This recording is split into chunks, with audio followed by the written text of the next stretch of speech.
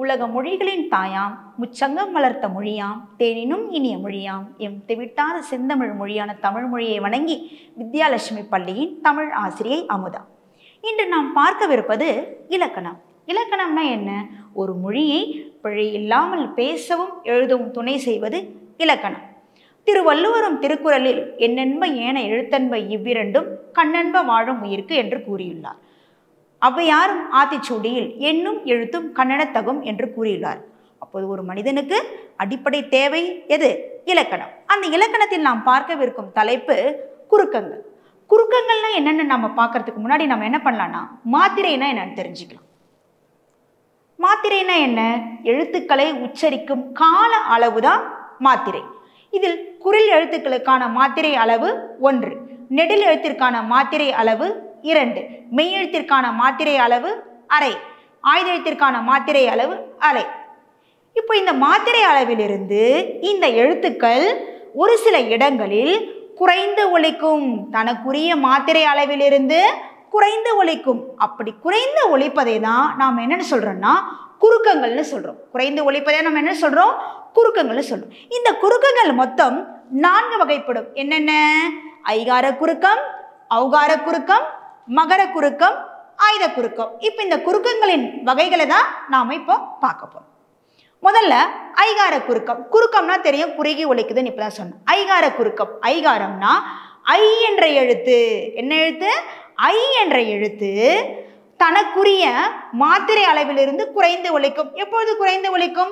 தனியா வரும்பொழுது, தனித்து வரும்பொழுது ஐ என்ற எழுத்து தன்னுடைய மாத்திரை அளவில் முழுமையாக தான் ஒலிக்கும். ஐ என்ற எழுத்து வை, மை, தை என்ற எழுத்துக்கள் தனக்குரிய மாத்திரை அளவில் முழுமையாக ஒலிக்கும். அந்த 2 மாத்திரை அளவிலேயே முழுமையாக ஒலிக்கும். அப்போ எப்பொழுது குறையும் அப்படின்னா ஒரு வார்த்தையின் முதலில், இடையில், இறுதியில் வரும் பொழுது தனக்குரிய மாத்திரை அளவிலிருந்து குறைந்து ஒலிக்கும். இப்படி குறைந்து ஒலிப்பதை தான் நம்ம என்னன்னு சொல்றோம்னா குறுக்கம்னு சொல்றோம். அது எந்த எழுத்து? ஐ என்ற எழுத்து. ஐ என்ற எழுத்து குறைந்து ஒலிப்பதனால அது என்ன குறுக்கம்? ஐகார குறுக்கம். இப்போ எக்ஸாம்பிளுக்கு பார்க்கலாம் வாங்க. இப்போ வையம். இந்த வையத்துல வை என்ற எழுத்து எங்க இருக்கிறது? முதலில் இருக்கிறது. முதலில் இருக்கிறதுனால இதனுடைய மாத்திரை அளவு என்னன்னா 2 மாத்திரையிலிருந்து குறைந்து 1.5 மாத்திரை அளவாக ஒலிக்கும். எத்தனை மாத்திரை அளவு? 1.5 மாத்திரை அளவாக ஒலிக்கும். அதே பாருங்க, இந்த ஐ வரிசையுடைய எழுத்துக்கள், ஐ ஓசையுடைய எழுத்துக்கள் இடையில் வரும் பொழுது, மை இடையில் வரும்போது அதனுடைய மாத்திரை அளவு எவ்வளவாக ஒலிக்கும்? 1 மாத்திரை அளவாக ஒலிக்கும். அடுத்து அதை இறுதியில் வரும் பொழுது வை என்ற எழுத்து எங்க வந்திருக்கு? இங்க முதலில் வந்ததுனால அதனுடைய மாத்திரை அளவு 1.5 மாத்திரை. இங்க எங்க இருக்கு? இறுதியில் இருக்குது. இறுதியில் இருக்கிறதுனால இதனுடைய மாத்திரை அளவு என்ன? 1 மாத்திரை அளவாக ஒலிக்கும். வேற எக்ஸாம்பிள் பார்க்கலாமா நம்ம? பாருங்க, இப்போ வையகம், வையகம்,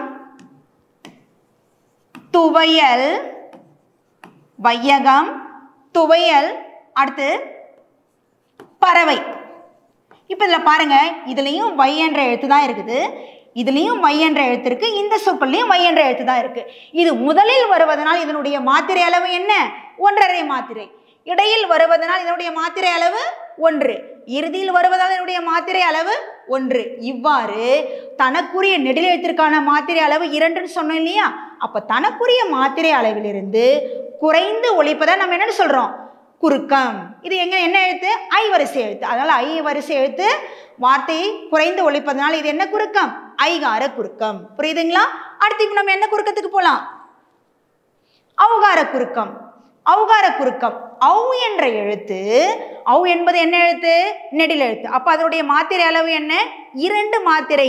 ஆனால் இந்த குறுக்கத்துல வந்ததுனால இந்த ஔ என்ற எழுத்து எவ்வளவு மாத்திரை அளவாக குறைந்து ஒலிக்குதுன்னு நம்ம பார்க்கலாம். இப்ப இந்த ஔ என்ற எழுத்து முதலில் வரும் பொழுது அதனுடைய மாத்திரை அளவு எவ்வளவு?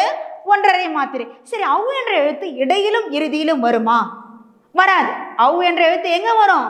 ஒரு வார்த்தையின் முதலில் மட்டுமே வரும் ஔ என்ற ஓசையுடைய எழுத்துக்கள்.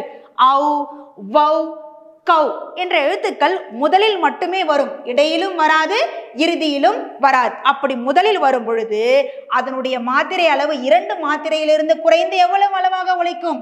1.5 மாத்திரை அளவாக ஒலிக்கும். பாருங்க, இங்கேயும் வவ். வவ் என்பது ஓசை உடைய எழுத்து. அப்போ வவ் என்பது அதனுடைய மாத்திரை அளவு 2 தானே. ஆனா இந்த சொற்களில் வரும்போது அதனுடைய மாத்திரை அளவு என்ன? 1.5 மாத்திரை அளவாக குறைந்து ஒலிக்கும். இந்த ஔகார குறுக்கத்துல ஔ என்ற எழுத்து ஒரு சொல்லின் முதலில் மட்டுமே வரும், இடையிலும் வராது, இறுதியிலும் வராது. புரியுதுங்களா? இப்போ ஔகார குறுக்கம். அடுத்து என்ன குறுக்கம் பார்க்கலாம் நாம? மகர குறுக்கம். மகர குறுக்கம் மா என்ற மெய்யெழுத்து. மா என்ற மெய்யெழுத்து. மெய்யெழுத்திற்கான மாத்திரை அளவு எவ்வளவு? 1/2 மாத்திரை. ஆனால் இங்க எப்படி குறுகுதுன்னு பார்க்கலாம். மெய் என்பது இந்த மகர குறுக்கத்துல மகர மெய்யின் மாத்திரை அளவு 1/2 மாத்திரை. ஆனா இங்க குறைந்து ஒலிப்பதனால இது என்ன குறுக்கம்? மகர குறுக்கம். இப்ப வலம் வந்தான், வலம் வந்தான். இப்ப பாருங்க, எக்ஸாம்பிளுக்கு இங்கே இம்மு தான் இருக்கு.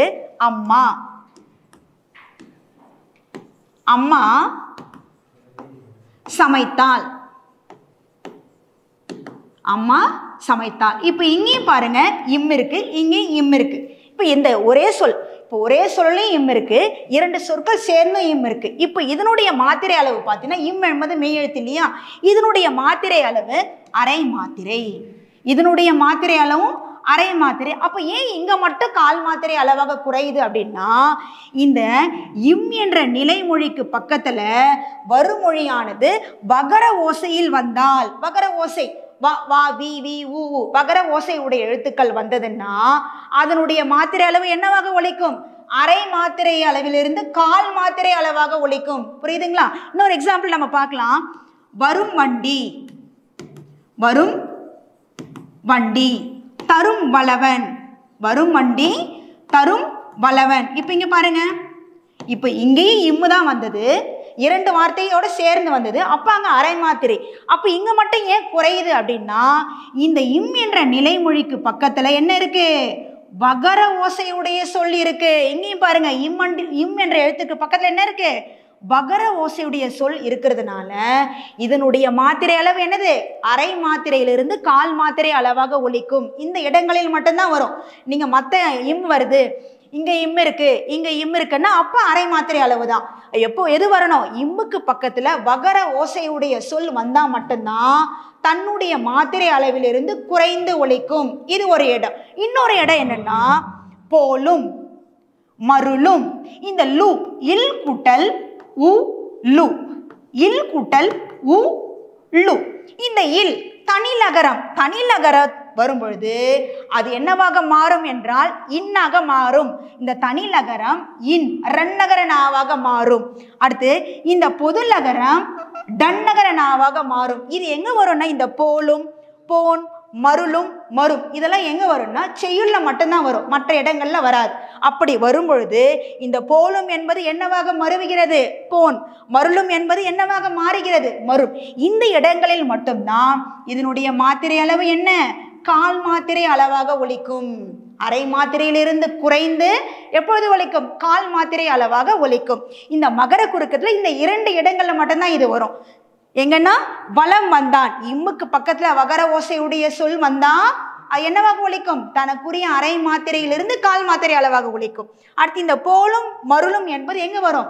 செய்யுள்களில் தான் வரும்.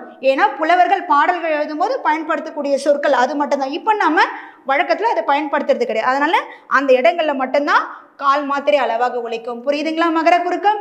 அடுத்து இப்ப நம்ம பார்க்க போறது ஆயுத குறுக்கம். ஆயுதம்னா என்ன? ஆயுத எழுத்து எது? அக்கு. அக்கு என்பதனுடைய மாத்திரை அளவு எவ்வளவு? 1/2 மாத்திரை அளவு. அப்ப அந்த 1/2 மாத்திரை எப்படி 1/4 மாத்திரை அளவாக குறையுதுன்னு பார்க்கலாம். இப்ப தனியா எக்கு, அக்து,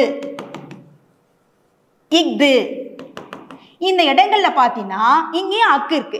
இந்த இடத்துல பாத்தீங்கன்னா அதனுடைய மாத்திரை அளவு 1/2 மாத்திரை அளவாகவே இருக்கும். 1/2 மாத்திரை அளவிலிருந்து குறையாது. அப்போ எங்க குறையும் அப்படின்னா, இந்த மாதிரி 2 சொற்கள் சேரும்போது முள் கூட்டல் தீது, முள் கூட்டல் தீது. இப்போ இங்க சேரும் பொழுது அந்த முள் கூட்டல் தீது என்பது என்னவாக மாறுகிறது? முக்தீதாக மாறுகிறது. இப்படி மாறும் பொழுது இதுவும் பாடல்கள்ல மட்டும்தான் வரும். இப்படி மாறும்போது இதனுடைய 1/2 மாத்திரை அளவிலிருந்து எவ்வளவு குறைகிறது? கால் மாத்திரை அளவாக குறைகிறது. அடுத்து கல் கூட்டல் தீது, இந்த இல் கூட்டல் தீ சேர்ந்து என்னவாக மாறுகிறது? கத்தீதாக மாறுகிறது. அப்படி மாறும்போது அதனுடைய மாத்திரை அளவு என்ன? கால் மாத்திரை அளவாக ஒலிக்கும். இது எங்க வரும்? இதுவும் செய்யுள்கள தான் வரும். நாம என்ன பார்த்திருக்கோம்? எப்பவுமே அஃது, எஃகு, இஃது என்ற சொற்களை மட்டும் தான் பார்த்திருக்கோம். இந்த சொற்கள்ல வரும்போது அதனுடைய மாத்திரை அளவு அரை மாத்திரை தான். இதுல எந்த குறுக்கமும் கிடையாது. அப்ப எங்க வரும்னா இந்த மாதிரி இரண்டு சொற்கள் சேரும்போது அங்க ஆயுத எழுத்து தோன்றும் போது அதனுடைய மாத்திரை அளவு எவ்வளவாக ஒலிக்கும்? கால் மாத்திரை அளவாக ஒலிக்கும். புரியுதுங்களா? இப்போ நம்ம குறுக்கத்துல என்னென்ன பார்த்தோம்? ஐகார குறுக்கம்னா என்ன, ஔகார குறுக்கம்னா என்ன, மகர குறுக்கம்னா என்ன, ஆயுத குறுக்கம்னா என்னன்னு பார்த்தோம். புரியுதுங்களா? சரி, நன்றி. நாம அடுத்த வகுப்புல பார்க்கலாம்.